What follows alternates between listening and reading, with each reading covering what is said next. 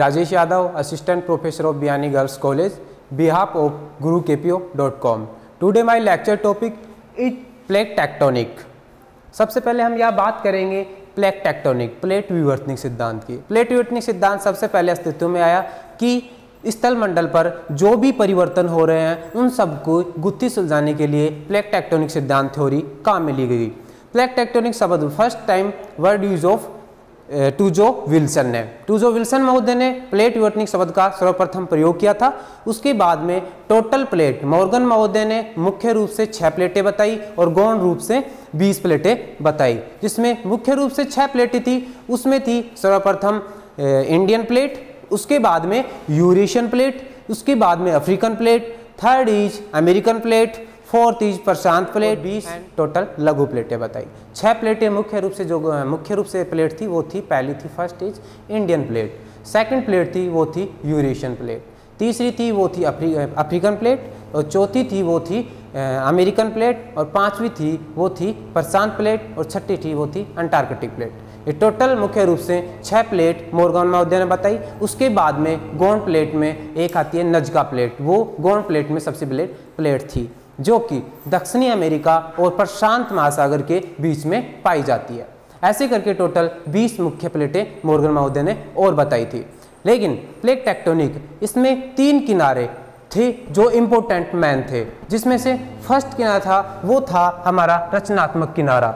इस किनारे में क्या होता है कि प्लेट्स जब मूव करती हैं तो रचनात्मक किनारे में जो यहाँ पर ये मूव करती हैं वो दोनों एक दूसरे के विपरीत दिशा में डाइवर्ज हो जाती हैं, जैसे कि इसमें नई क्रस्ट का निर्माण होता है। जैसे कि मध्य अटलांटिक कटक में इसका उदाहरण देखिएगा। मध्य अटलांटिक कटक में इस चीज में दोनों प्लेटें एक दूसरे के विपरीत अवस्था में जा रही हैं, जिससे कि मध्य अक्षांश से कटक का निर्माण हुआ।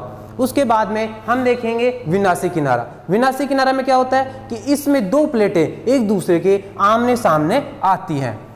इसका सीक्वेंस ये होता है, दोनों एक दूसरे के आमने सामने टकराने के बाद किसी एक जो हल्की प्लेट होती है उसके नीचे भारी प्लेट का नीचे छिपण हो जाता है, सबडक्शन जोन में चली जाती है। उसके बाद में तीसरा आता है संरक्षी किनारा। संरक्षी किनारा में क्या होती है कि प्लेट एक दूसरे से टकराकर एक दूसरे के अगल बगल से सरक जाती है, जिससे कि संरक्षी किनारा कहा जाता है, जिसे शियर सीमा भी कहा जाता है। इससे कि ट्रांसपोर्ट फोर्स का रूपांतरण भ्रंश का निर्माण होता है।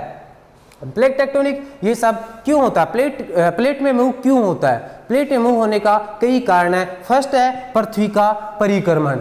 पृथ्वी का परिक्रमण के अनुसार पृथ्वी जब अपना परिक्रमण और परिभ्रमण करती है तो प्लेट भी उनके साथ से मूव होती हैं। दूसरा है उनका गुरुत्वाकर्षण बल, सेकंड इज गुरुत्वाकर्षण बल, ग्रेविटी फोर्स। थर्ड है वो है इसका प्लेटों की वेगनर के अनुसार विस्थापन होता है। तो इन प्लेटों का ये विस्थापन करती रहती है, जिससे कि रचनात्मक में इनका नई क्रस्ट का निर्माण होता रहता है, जिससे कि सी फ्लोर स्प्रेडिंग इसके ऊपर निर्भर है, जो कि हैरी हेस महोदय ने 1960 में इसका प्रतिपादन किया था, सी फ्लोर स्प्रेडिंग का। ठीक, उसके बाद में हमारा विनाशी किनारा और संरक्षी किनारा, रचनात्मक, इन तीनों किनारे के ऊपर ऑल स्थल मंडल की जो भी गतियां होती है वो सभी इसी के ऊपर डिपेंड करती है। लाइक सिस्मोलॉजी, भूकंप विज्ञान, और वोल्केनो, यहाँ तक कि ज्वालामुखी भी इसके ऊपर डिपेंड करती है। And thank